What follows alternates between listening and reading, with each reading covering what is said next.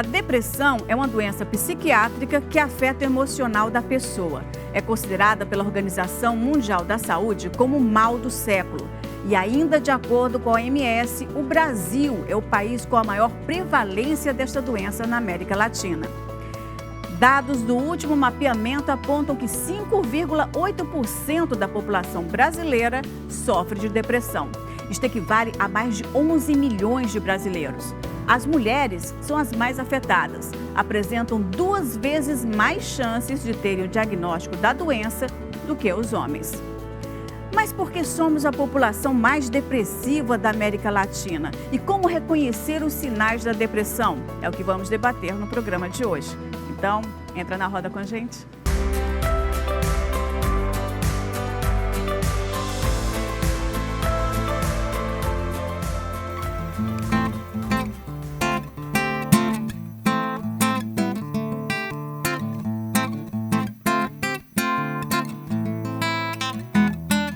Na corrente da maré é que a gente se renova.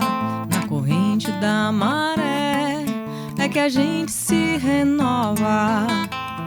A gente que ri, a gente que ama e a gente que chora. A gente que ri, a gente que ama e a gente que chora. Ao som das ondas que transformam o raso em fundo. Num baque alto, claro, sincero, sereno e profundo. Ao som das ondas infinitas desse mundo. Num baque alto, claro, sincero, sereno e profundo. Olá, seja bem-vinda, seja bem-vindo. Roda de Mulheres está começando com a voz belíssima de Sara Liz.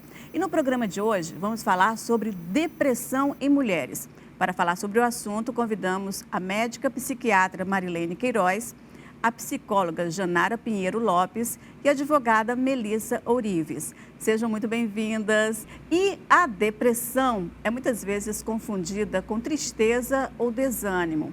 Mas não é um simples estado de espírito que pode ser revertido por força de vontade, porque ela é considerada uma doença. Mas para que a gente tenha um entendimento melhor, eu vou começar a perguntar aqui para a roda. Por que a depressão ela é considerada doença e não um transtorno? É uma doença porque é uma alteração neuroquímica, na realidade. Quando os sintomas iniciam sendo realmente uma depressão, um quadro orgânico, onde há uma diminuição do humor de um hormônio chamado serotonina, que todos nós conhecemos. E quando esse hormônio diminui, por várias razões, inclusive o estresse, né, a razão que vai começando a gerar os primeiros sintomas para chegarmos até a depressão, essa baixa de serotonina vai dar alterações de humor, vai dar várias alterações orgânicas. Por isso que é uma doença mesmo. Exato. Precisamos entender isso, acho isso muito importante. Pronto, porque se é uma doença, então ela precisa ser tratada como doença. Né? Porque às vezes você fala, a pessoa está com depressão, ela pode se... Toma um banho de mar. Vai tomar um banho de mar, vai sair com os amigos, não é bem assim, né? Não é bem assim. Não, e a doença mesmo. Existem vários fatores também que levam à depressão, não é isso? E aí a gente precisa lembrar que uma doença ela tem que ser compreendida no seu contexto, né? Então, o que é que essa mulher está motivada, qual é a perspectiva de futuro, se ela está realizada pessoalmente, profissionalmente, quais são os projetos dela de vida dentro do seu contexto, que muitas vezes é de violências, né? De violências variadas, né? Então, esse contexto social ele precisa ser considerado porque que ela está sendo adoecida. E assim, Lana, um ponto que é muito importante, que como uma doença, ela precisa ser tratada e tem medicamentos para isso. E muitas vezes, aquela pessoa que tem o diagnóstico da depressão tem uma grande resistência com a medicação, porque ainda existe uma ignorância coletiva no que diz respeito à depressão, quais são os sintomas, né? E também a medicação. Eu ouvi muito, né, quando eu tive o meu diagnóstico, nossa, você vai ficar viciada na medicação. Verdade. Né? Isso é a ausência de Deus no seu coração. Usa verde que melhora, toma um banho de mar, coloque azul, e aí as pessoas começam a ter um efeito que não é saudável para quem já está no momento de adoecimento. Você está passando por isso agora, né, Melissa? Isso. Fala um pouquinho aí desse seu processo. Na verdade, Lana, eu tive, digamos assim, um grande gatilho em setembro, outubro, e foi a minha psicóloga que falou, olha, é bom você procurar ajuda de uma psiquiatra, né, para continuar o tratamento, começar. E eu olhava e falava assim, mas depressão, porque eu achava que a pessoa deprimida tinha que estar no fundo de uma rede. E eu não estava no fundo de uma rede. Então, eu falei, não, eu não estou com depressão.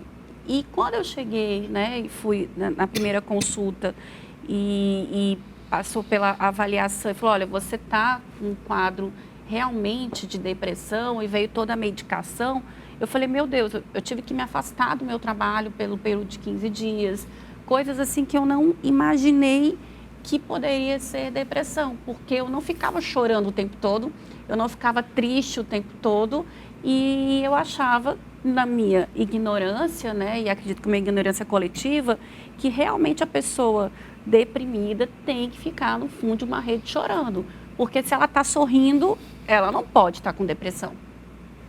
Então, para mim foi muito difícil me aceitar. Pronto, aí processo. A pergunta, como é que se descobre que é depressão? Um fato importante é que é uma doença multifatorial, né? Então, são vários fatores que a gente precisa contemplar. Qual o meu propósito de vida, não sente mais prazer, né, ao estar com a família, com os amigos, não quer mais, não tem a energia, né, e muitas vezes é devido a uma exaustão emocional, às vezes é uma sobrecarga de atividades que também faz via essa exaustão. Tem um sociólogo, Ehrenberg, é um francês, né, assim, que ele é um grande estudioso contemporâneo sobre ansiedade e depressão. E ele vem falar ele vem problematizar essas questões dos diagnósticos, né, dos psicofármacos, e assim, vem colocar que há, no mundo contemporâneo, um excesso de pressão e um excesso de você ter uma melhor performance, que o sujeito vai trabalhando, vai tentando desempenhar várias funções, vários papéis, e sempre ele nunca consegue atingir, entende? Uhum. Então, assim, tenta se desdobrar, tenta dar o máximo, e aí ele não consegue, e isso deprime, né? Então, você está sempre, ele se exigindo mais dele, e você perde, poxa, eu corri tanto para conseguir aquele meu trabalho, né? Então eu queria fazer aquela viagem, mas às vezes as pessoas até viajam e ficam assim, não conseguem aproveitar a viagem, perde o sentido, o prazer, vem irritabilidade. Então tem a ver com essa alteração do humor, que então há uma questão neuroquímica, mas a gente não pode perder o contexto social, espiritual, né? Todas as dimensões, né, que acometem, inclusive o tratamento, né? Pronto, então, você falando desses gatilhos, me lembrou essa pesquisa da Organização Mundial da Saúde, que diz que o Brasil é o país que tem maior prevalência de depressão aqui na América Latina, né? Aí eu já faço a pergunta aqui para vocês. E assim, por que o Brasil, por que nós somos o país mais depressivo? Pois é, aproveitando o que a colega estava falando sobre as pressões que sofremos, né? A pressão, ela é cumulativa. É o estresse, né? A palavra estresse significa pressão. E esse estresse, ele é cumulativo. Então, o paciente chega lá na clínica e fala assim, não tem motivo para estar assim, não sei por que eu estou angustiado, não sei por que eu acordo sem vontade de fazer as coisas que eu sempre tinha prazer de fazer.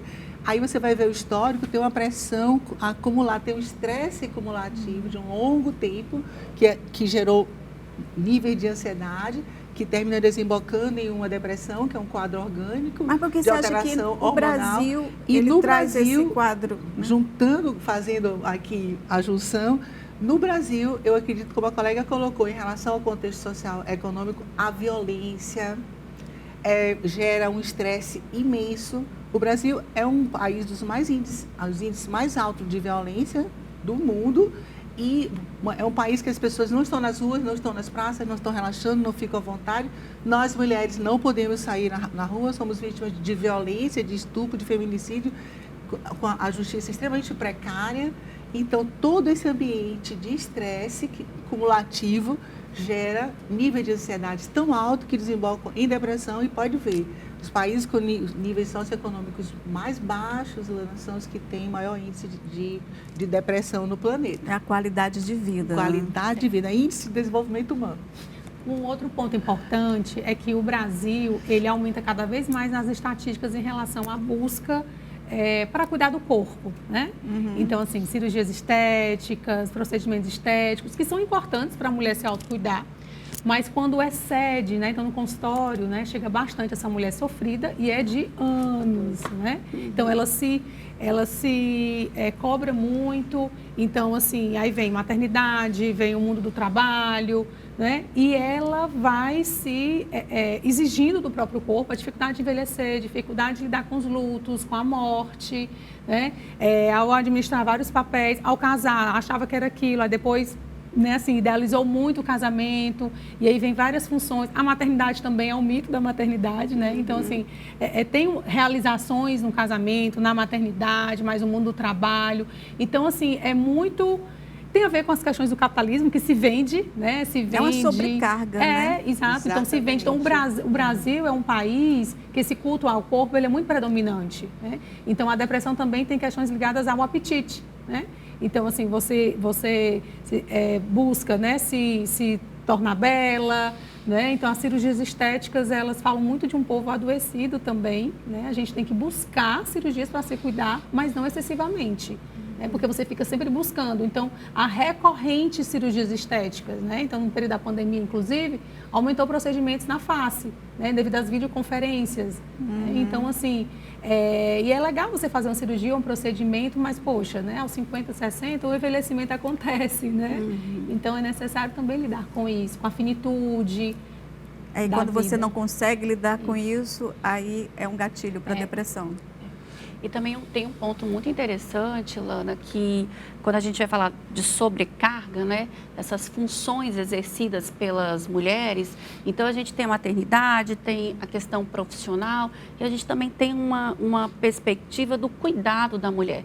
Então a mulher, ela é já historicamente aquela que é a responsável pelo cuidado dos pais, dos filhos, dos familiares. E aí, quando a gente imagina que nós estamos num contexto que o Brasil também é um dos países que mais aumenta o índice de divórcio, isso significa que nós temos também como consequência famílias que são reestruturadas sobre o aspecto que aquela mulher ali, quando poderia contar com o apoio, né, e o exercício da parentalidade pelo pai dentro do casamento, quando é feito o divórcio, na grande maioria das vezes, essa sobrecarga com a maternidade, ela é muito maior com as mães. Você pode reivindicar isso juridicamente? Pode sim, que na verdade, além da gente reivindicar uma guarda compartilhada, mas de verdade, aquela que compartilha obrigações, buscar na escola, levar para médico, para terapia, etc. e tal, não aquela guarda compartilhada no papel, que eu vou ver os filhos, né, sei lá, a cada 15 dias. É o papai do Instagram. É o papai do Instagram, né? E, na verdade, deixar a sobrecarga do exercício mesmo de buscar fazer tarefa só com a mãe. Então, isso também é um grande gatilho. Por quê? Porque aquela mulher, ela já não quer errar. E ela não quer errar com os filhos, já que esse projeto da maternidade é algo muito romantizado, né? Então, quando tem o fim do casamento com o divórcio, a gente percebe muito esse adoecimento mesmo.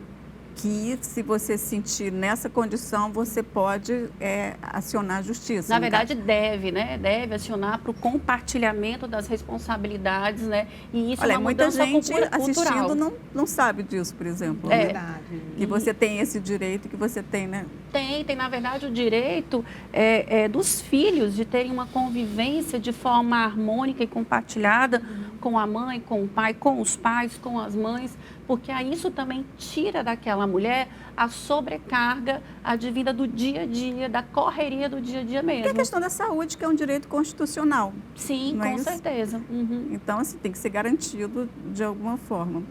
Como é que você está lidando com essa depressão? Bom, atualmente eu me encontro em fase de equilíbrio, né?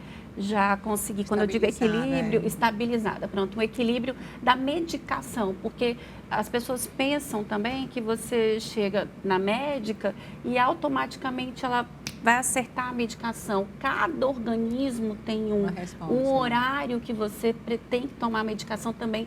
Foi muito importante para mim. Então, eu já estou na fase de lidar melhor em aceitar que estou num processo de cuidado e tratamento da depressão, né, de perceber quais são os meus gatilhos, de lidar com isso, mas eu acredito, e aí as especialistas aqui vão poder responder melhor, né, que a partir do momento que você tem um episódio de depressão, é aquilo que você tem que estar sempre atento. Então, a terapia é contínua, né? O olhar para esses gatilhos e o autoconhecimento, ele é contínuo para que você não tenha uma nova crise. Excelente. Né? Quando nós tratamos a depressão, nós observamos não só o tratamento médico, medicamentoso, como também os padrões de comportamentos que precisam mudar, os padrões de pensamentos que precisam ser avaliados, quais são os agentes estressores, quais são os gatilhos. Então, esse autoconhecimento que você acabou de colocar, né, Melissa, ele é extremamente importante no processo de estabilização e cura e remissão completa da própria depressão. E tem vários tipos de depressão, não é assim? Sim. São tratadas também de acordo com esses tipos? Sim, a depressão leve, a depressão moderada e grave que você está falando, sim. A depressão que pode ter também sintomas psicóticos, sim, tem vários graus. Inclusive, muitas pessoas que chegam ao consultório falando que acha que está com depressão, quando você vai ver o tripézinho da saúde ali, básico, da atividade física, da alimentação, do sono, não, passa a madrugada no celular, aquele nível de estresse imenso, de esgotamento, de manhã não funciona, não faz nenhuma atividade física, que é muito comum, né? E uma alimentação só de processado, de coisas gostosinhas e tal. Então, quando você fala assim, vamos primeiro normalizar, a gente faz um exame de laboratório, ver se a pessoa muda, consegue iniciar atividade física, ter uma alimentação saudável, e muitas vezes nem é um quadro de depressão, a gente tem que ter muito cuidado com isso também, porque os jovens estão chegando, porque todo mundo está com depressão, justifica não ir para a escola, não fazendo, né? Então, a gente tem que ter muito cuidado, porque quando começa a trabalhar esse estilo de vida, nem é um quadro depressivo, mas é claro que observando tudo isso, se de fato, clinicamente observamos que tem um quadro de depressão, aí sim, vamos trabalhar com todos esses fatores. Para quem é um leigo, como é que ele faz a diferença entre, não, eu estou com a tristeza comum, e eu estou com depressão? Existe a tristeza fisiológica, que todo mundo é contra no mundo do Instagram, agora ninguém mais pode estar triste, não, né? Não.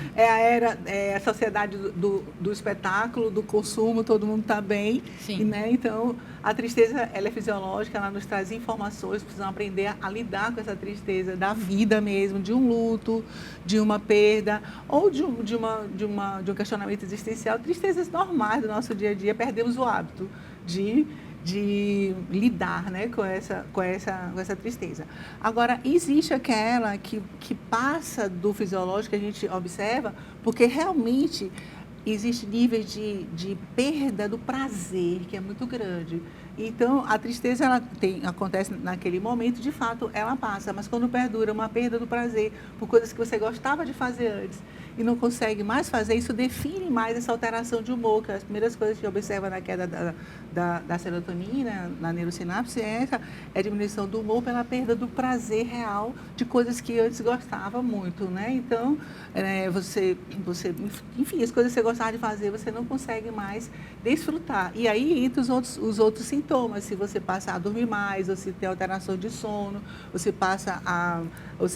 aumenta o apetite, ou se perde o apetite, a baixa de energia, uma série de Porque afeta, inclusive, a imunidade, né? Baixa a imunidade, exatamente. Né? E assim, você dormir pouco diminui a imunidade, né? Então, a depressão, ela muitas vezes ela pode estar associada a transtornos alimentares, a doenças psicossomáticas, né? Então, por isso que há uma dificuldade, sim, em diagnosticar, né? E quando você vai do episódio leve, moderado para o grave, você percebe o quê? O tratamento. Às vezes é necessário tratamento psicológico, nem sempre é necessário associar a medicação, né?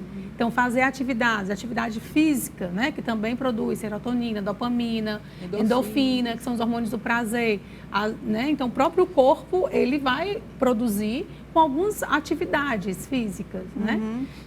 Com dormir muito também, né? Isso é muito importante. Então, assim, mas tem um momento que, às vezes, né, vai se agravando, que é necessária a medicação. E, às vezes, é um tempo, não necessariamente vai ficar dependente da medicação, né?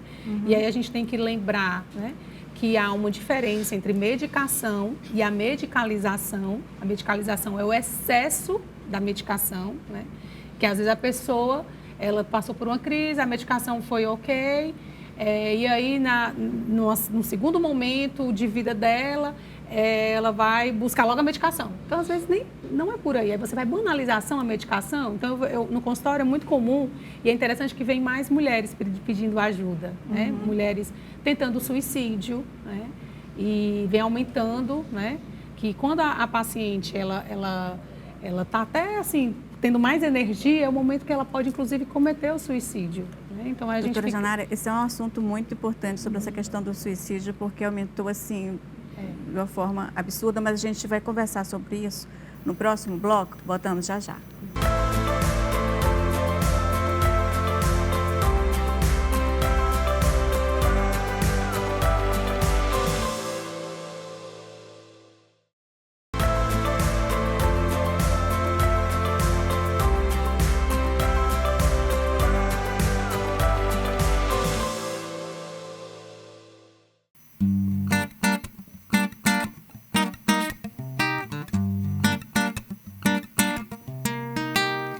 Vem, que eu sei que você também tá com vontade de vir. Vem, que eu sei que você também tá com vontade de mim. Vem, vem, vem.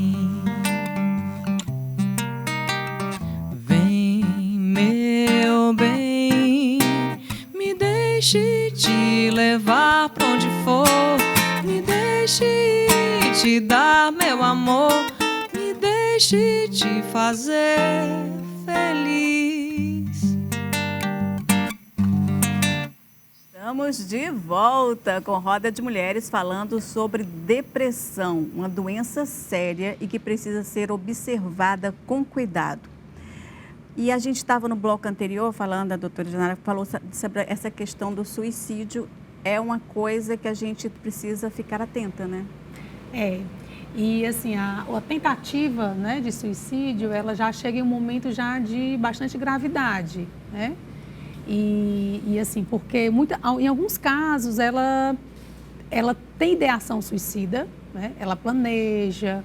E aí a gente vai vendo as alterações do pensamento, a concentração, a atenção, né? Eu vendo tocar, o quanto o instrumento musical ajuda muitas mulheres, né? Eu prescrevo no consultório a arte, a salva, né? E como salva. Eu sempre digo isso aqui. Né? Então, assim, você se concentrar, aprender um instrumento, escutar uma música, né? Então, tudo isso ajuda e aí você vai identificando, porque o pensamento acelerado, né?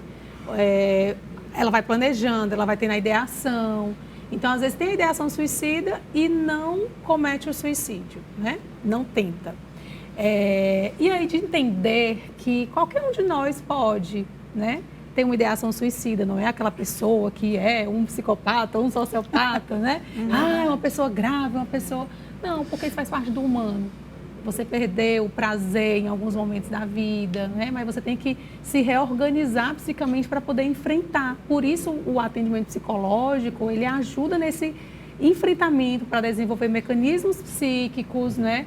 de resiliência para poder atravessar essas dificuldades da vida, né? Assim, se eu idealizei muito um casamento, tá, agora aqui no real, no prático, se eu idealizei muito a maternidade, como é que eu consigo, né, ter prazer com a maternidade, conseguir conciliar essa minha função de mãe com mulher, com profissional, né, porque as mulheres também precisam ficar atentas, né, porque a gente...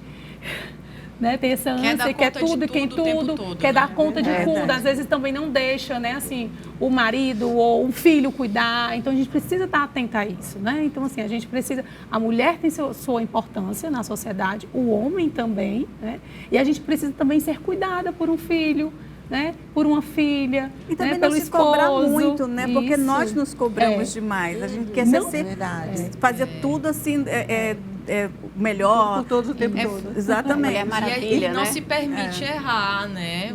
E assim, socialmente, acho que tem essa questão também de que o erro da mulher é lido de uma forma diferente do que o erro de um homem, por exemplo, né? Verdade. Então, a cobrança e a autocobrança é muito maior, né? Em relação também à ideação suicida, que é um tema extremamente importante na depressão, toda ideação suicida ela precisa ser levada em conta, ela precisa ser realmente considerada, os níveis.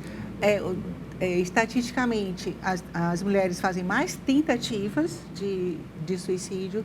Para cada 10 tentativas, uma pode acontecer realmente de fato. E os homens fazem menos tentativas em geral.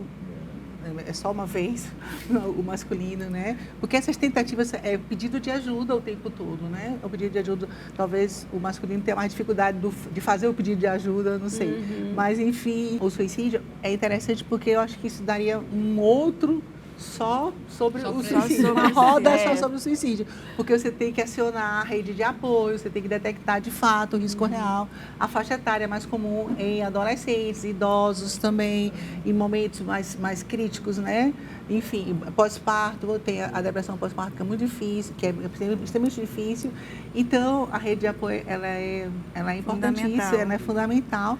Dá para fazer uma outra roda sobre esse tema. Vamos pensar, porque é um assunto exatamente. importante para ser tratado, né? Porque, assim, quantas mulheres estão numa situação como essa e não sabem, né, assim, a quem pedir ajuda, e, enfim. Às vezes você nem pensa em pedir ajuda. Acho que às vezes você está tão dentro de uma bolha, tão escurecida, achando que não tem saída para nada, que acho que precisa de um olhar de fora para que perceba que aquela pessoa está naquela situação. Né? Lana, você falou algo assim que é muito sensível, porque quando você não dorme e acorda com depressão, é um processo, né?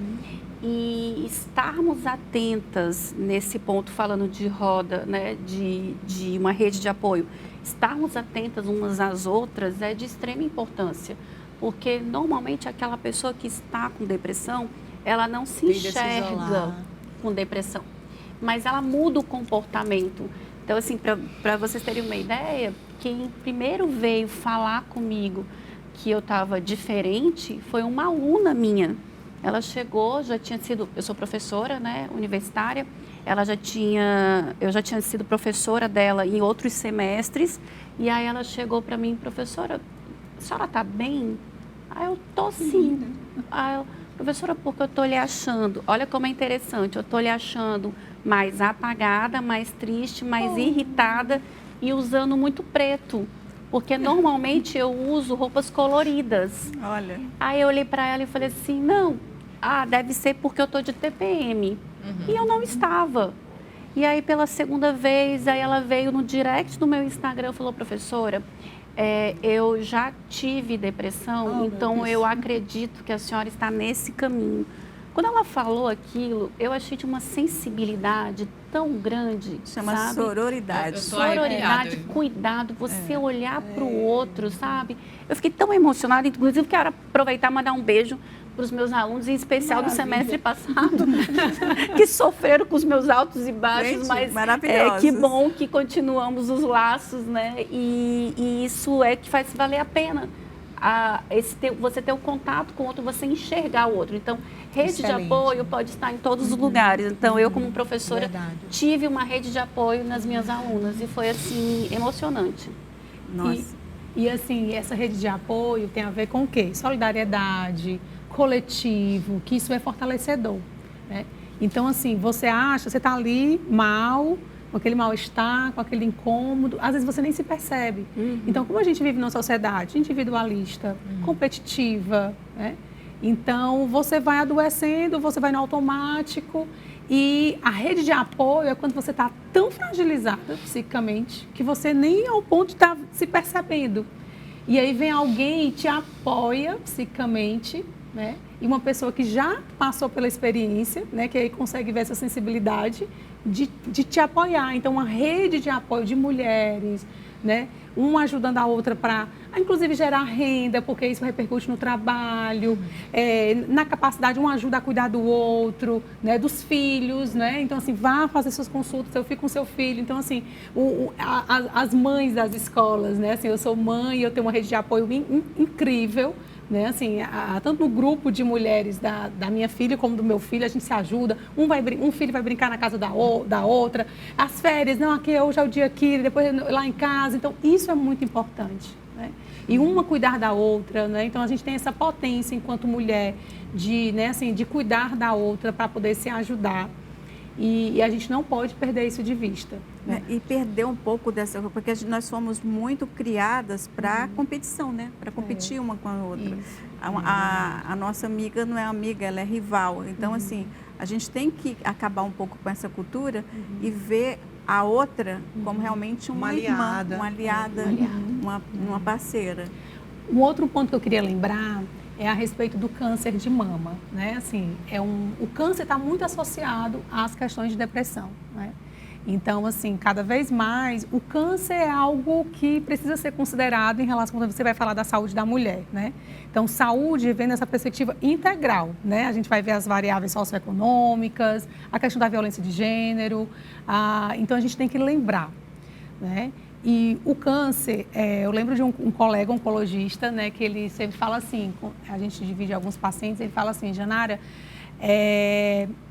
eu perco muitos pacientes oncológicos para depressão.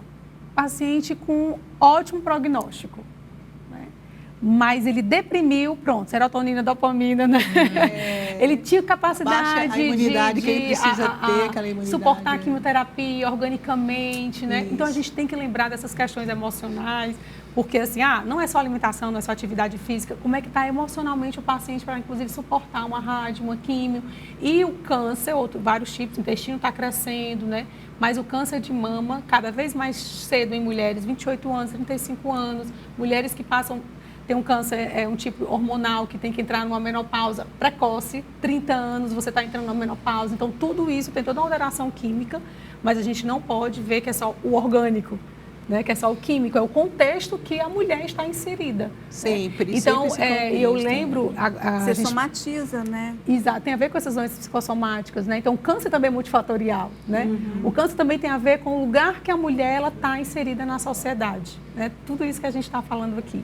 E a psico-oncologia é uma especialidade, né? Existe especialista para trabalhar. Eu vi no caminho agora como motorista, conversando justamente isso, um amigo meu também, o cunhado dele com o CA de intestino, e que estava muito deprimido, gosta de pescar, não consegue ir pescar e não está usando uma medicação, não está tendo um apoio psicológico. Eu falei que tinha profissionais especialistas na psico-oncologia e, como a colega colocou, termina piorando o prognóstico se a depressão não é cuidada como uma comorbidade. Isso é extremamente importante, porque às vezes o especialista está tão focado no tratamento específico, né, oncológico, que não vê que a depressão precisa ser tratada para melhorar o prognóstico, e em várias outras patologias, principalmente cardiológicas, pós-infarto, sabe? A importância de observar se esse humor diminuiu, se essa serotonina baixou, e com certeza a solidariedade, né? A socialização. Naquele filme, naquela série Como Viver Mais de 100 Anos, as zonas azuis do mundo são lugares onde as pessoas têm muita socialização, tem muito essa rede de apoio, tem muito essa convivência de todas as faixas etárias juntas. Isso é tão importante para a longevidade e para a saúde. Também faz parte da nossa prevenção da depressão. E a depressão, ela tem cura, mas mesmo a mais grave, pode ser curada? Sim, a resposta é sim, né, colegas? Com certeza. Sim, pode ser curada. Mesmo essa que leva ao suicídio pode ser curada. Sim, claro. O suicídio é um risco, o risco que acontece no quadro depressivo. Mas você tratando a depressão, inclusive quanto mais cedo chegar, melhor, né, para o tratamento, né, colega? Assim, quanto mais cedo chegar para iniciar a medicação, todo o suporte necessário, observar os padrões de comportamento, para mudar os comportamentos, à medida que vai melhorando organicamente, o paciente já tem condição de ter algumas iniciativas com os auxílios. Eu observo muito, peço muito que observe os pensamentos. Gente, o cérebro funciona de uma forma muito ingênua. Ele metaboliza imagens. O que você pensa, você emite imagens para o seu cérebro e essa imagem ela é metabolizada. Então, se você observa os seus pensamentos e procura ter pensamentos que sejam criando probabilidades mais positivas, probabilidades, né, mais luminosas, você leva imagens mais que favorecem as endorfinas e a serotonina de serem metabolizadas. Então, isso é extremamente importante. Mas acho que o problema maior do depressivo é exatamente esse, ele não tem Não essa consegue. força, essa capacidade. Mas a medicação entra para isso, né? A medicação entra para melhorar esse nível orgânico e, a partir disso, a pessoa o desejo dele. Por isso que a psiquiatria é tão difícil, porque 50% o profissional faz, 50% o paciente tem que fazer. Ele não fica numa mesa cirúrgica, você tirando... Tem que ser um trabalho... Com ele anestesiado e tudo resolve, não. Ele tem que fazer a parte dele, mas a gente dá uma condição para que ele faça a parte dele, a gente melhora organicamente para que ele possa ter os recursos de começar a fazer a parte dele. E também existe outro suporte, que não é somente a psiquiatria. O tempo todo acompanhado. Muitas vezes eu recebo já direto da própria psicóloga que mandou e continua lá dando todo o suporte ao paciente. E aí tem o professor de educação física, é interdisciplinar, é multifatorial. Tem toda, né? A gente vai acionando também outros profissionais e outras questões que possam fazer com que esse paciente mude o estilo de vida dele. E é interessante que, assim, tem pacientes que eu digo, olha, eu só vou te atender na próxima semana depois que você passar por uma consulta psiquiátrica, né? Então, assim, é o momento dele buscar recorrer à medicação, né?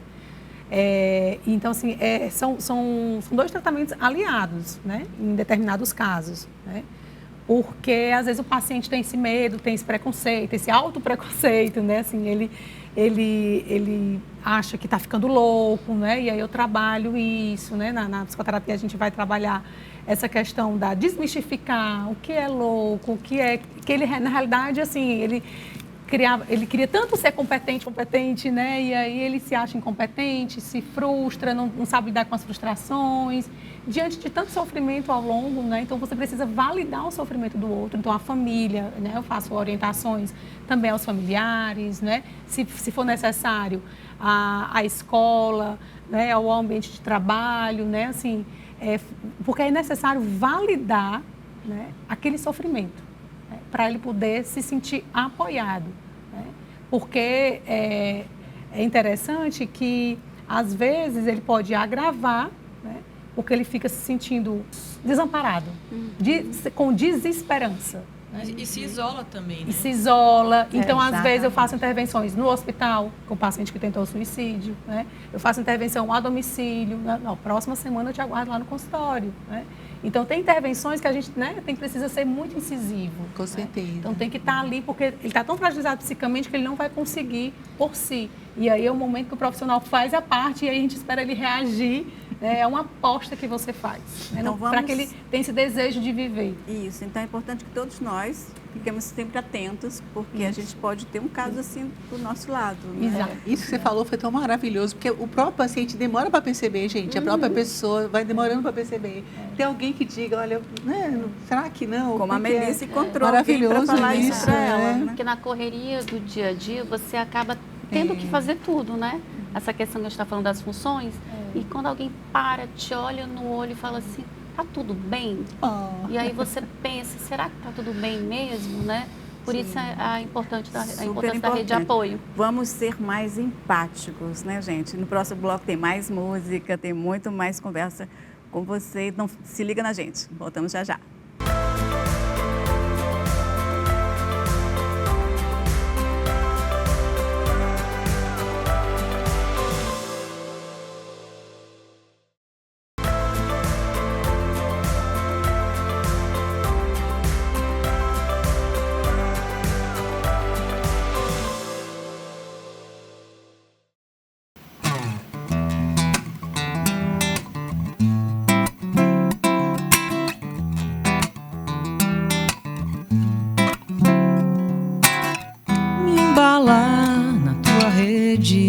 faz sede de querer. Me fala qual é o teu desejo, que eu posso fazer.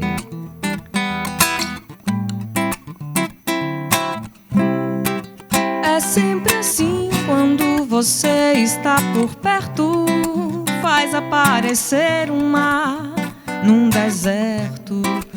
Meu coração não quer calar no meu peito, é batucada até de madrugada.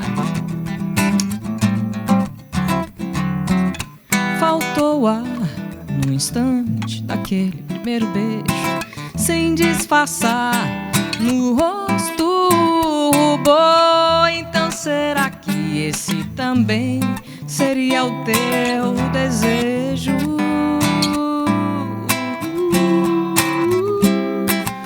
É sempre assim quando você está por perto, faz aparecer um mar num deserto.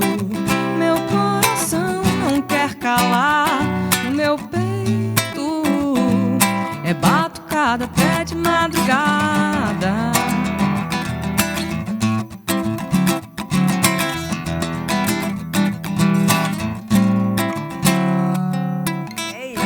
Estamos de volta, que maravilha, com a voz potente de Sara Liz. E eu estou sabendo, Sara, que tem CD novo por aí, não é isso? Batucada? Batucada é o meu próximo trabalho, que, né, esse ano eu estou comemorando 20 anos de carreira, né, desde quando eu comecei ali de maneira amadora e comecei a ensaiar, subir no palco, né, e fui amadurecendo o trabalho, me profissionalizando, enfim, aí eu conto esse tempo todo, né, E aí é isso, eu não tenho ainda assim um disco lançado, né, nas plataformas. Eu lancei um single no final do ano passado e esse single vai estar nesse EP, né, a gente chama de EP, que é um disco pequeno, né, um disco com algumas músicas.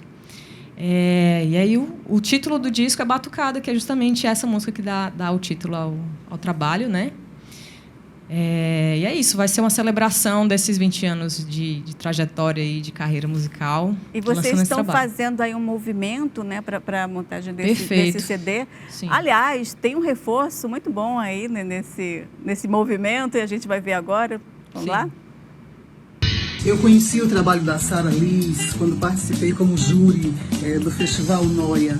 E ali já deu para perceber uma grande cantora, compositora, instrumentista, dedicada, estudiosa, que vem fazendo seu nome na cena musical do Ceará. A Sara agora está para lançar o EP Batucada. Batucada é justamente o nome da música com a qual ela ganhou o Festival Noia.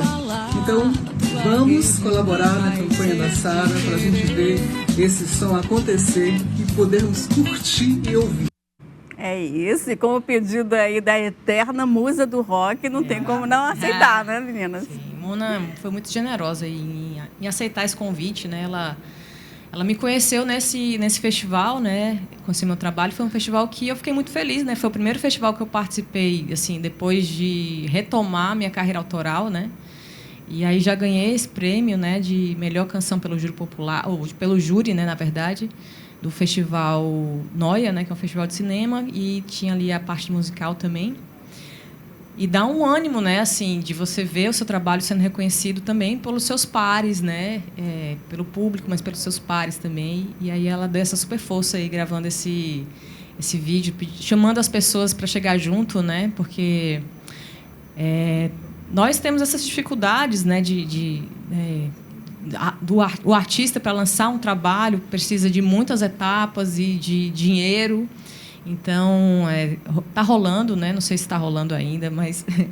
Como é que faz para participar, no caso? Teria um Pix? Teria alguma coisa que as pessoas, quem está assistindo, pronto, que quer contribuir, possa ajudar? O que acontece? Rolou uma campanha de financiamento coletivo, mas quem quiser já pode também adquirir o ingresso para o show de lançamento desse trabalho, que já tem data para acontecer, né? Que vai ser em março, lá para o dia 21 de março. Mas, se quiserem também já comprar os ingressos, vai ser um show completamente autoral.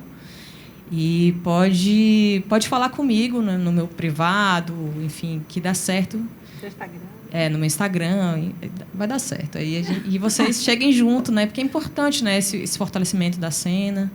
E é isso. Queremos ouvir mais um pouquinho, né, meninas? Com certeza. Por favor. Bom, vou fazer mais uma canção desse trabalho, que chama Moinho.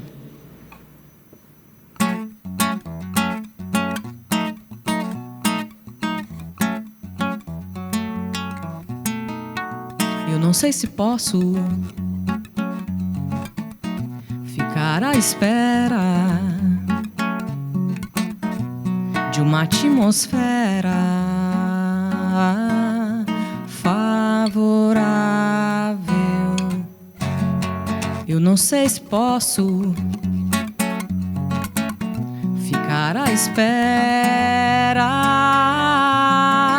de uma atmosfera favorável. E o que era importante passou não mais a ser. Vamos adiante para acontecer.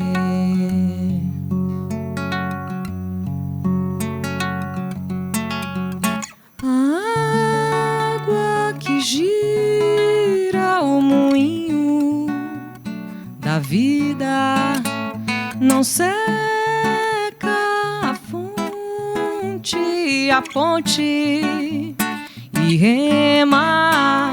A água que gira o moinho da vida não seca a fonte, a ponte e rema devagar. Filha!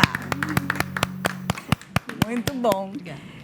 Antes do show, você, claro, volta aqui com a gente, né? Me chamando, eu venho. Venho sempre. Você Obrigada. falou que são 70 composições que você Isso. tem, né? Isso. E assim, dessas 70, como é que foi que você escolheu para fazer parte desse EP? Ai, assim, esse EP, na verdade, ele foi no momento que eu retomei a carreira autoral, né? Eu comecei com autoral, né, com o meu trabalho das minhas composições, aí parei um pedaço da minha vida também, comecei a trabalhar com outras coisas, né? Mas esse chama da música que eu componho é muito forte em mim, assim. E aí, quando eu voltei com essas canções assim mais para cima, né? Mais dançantes também. Foi mais ou menos por essa linha assim que eu escolhi. Mas tem nessas 70 canções fala de tudo, né? Assim, fala de vários assuntos, várias coisas. Fala da vida, exatamente. Eu brinco que se eu quiser contar a minha vida para alguém, eu posso mostrar as músicas que eu escrevi e isso já conta muito sobre mim, né? Assim, então, maravilha, e emociona. Melissa estava aqui muito emocionada, aliás, todas as meninas, todas nós estávamos, né? Emociona. Parabéns. Muito obrigada. Né? Vamos ajudar, gente, né? O Pix, você já falou? Não, eu passei o Instagram, mas pode ser o Pix, é o meu telefone também, pode ser o telefone para contato, né? 85-981-07-1679. Pronto. Vamos ajudar, porque a arte precisa de um apoio. Né? Verdade. Estamos já terminando aqui, mas antes de terminar, eu gostaria que vocês falassem um pouquinho a respeito do trabalho de vocês. A doutora Janara está com livro, né?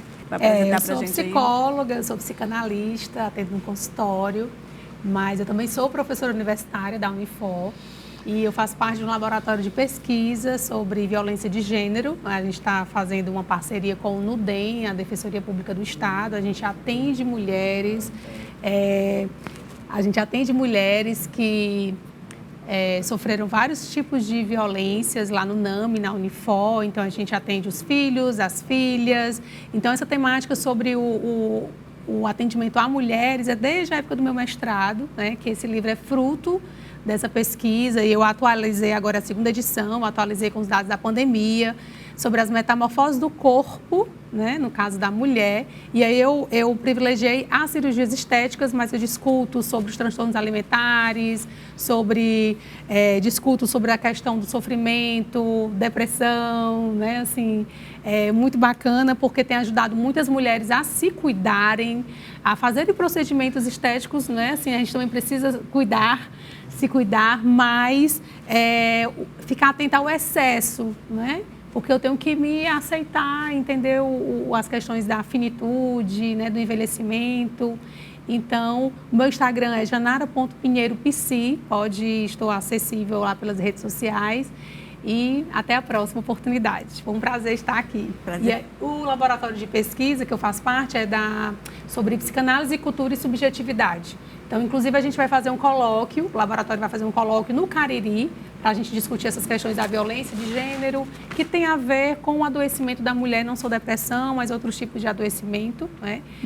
Eu sou uma paciente, né, que eu já tive um câncer curado, então de mostrar também, né, que o câncer tem cura, e isso tem a ver, no consultório eu acompanho mulheres, né, assim, que é magnífico com o que eu trabalho, porque essa possibilidade de cura, de se autocuidar, e é uma mudança de rota, mesmo depois de uma depressão ou de um câncer, né? E a gente repensa a nossa vida, né? Então, assim, o momento de desacelerar, o momento de dar importância a coisas que são essenciais, né? Que a gente muitas vezes se atropela devido às várias funções que nós exercemos.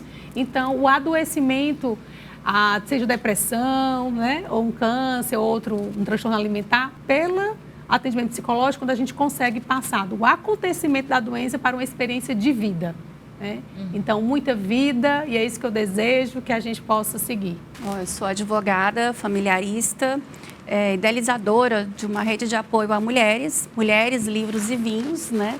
E como eu comentei, dentro dessa rede de apoio, a gente aprende a ser apoio umas das outras. Então, em momentos de adoecimento, esse olhar atento de uma rede de apoio, ela é essencial, é de fato pegar nas mãos, é abraçar, é acolher. E, para além disso, também estou como vice-presidente do IBDFAM Ceará, que é o Instituto Brasileiro de Direito das Famílias, e assumindo agora a Comissão da Mulher. Então, este ano todo, nós estaremos cada vez mais em contato com as mulheres aqui do Ceará, especialmente oportunizando, né, a chegada do direito das mulheres a essas mulheres todas, exatamente porque a arte salva, nós mulheres numa rede de apoio salvamos, e também o conhecimento dos nossos direitos nos liberta, né? Então, nos liberta para o salvamento. Muito obrigada pela oportunidade, Lana. Bem, eu sou médica psiquiatra e psicodramatista. Eu trabalho com o psicodrama há 35 anos e esse ano nós retomamos a Matriz Criativa, que é a escola de psicodrama. O nosso Instagram é Matriz Criativa _. O meu Instagram é marilenequeiroz.2018 e nesse momento eu sou muito grata assim, à roda de mulheres. Eu amo estar aqui com essas mulheres maravilhosas, conhecendo pessoas maravilhosas. Esse programa é muito importante para que a gente possa, de fato, nos fortalecermos juntas, né, nessa rede de apoio e de solidariedade. Muito obrigada, Alana. Nossa, eu que agradeço. Muito obrigada, gente. Muito obrigada também por me chamar novamente aqui. É um prazer estar aqui e partilhar e ouvir e aprender, enfim, muito bom. Muito prazer nosso estar ouvindo essa voz maravilhosa. E espero que vocês também tenham tirado bons proveitos desse bate-papo aqui, que para mim foi foi um aprendizado e esclarecedor. Estamos encerrando mais um Roda de Mulheres, lembrando que os quadros em exposição são das artistas plásticas Nívia Castro e Solana Sálmia. E vocês podem conhecer melhor o trabalho dessas artistas acessando as redes sociais. Se você perdeu alguma edição do programa, acesse então a playlist da TVC no YouTube, que você encontra tudo lá, tá bom? E não esquece de curtir e comentar. Vejo você na próxima semana. Super beijo. Até lá. Ficamos com Sara Liz.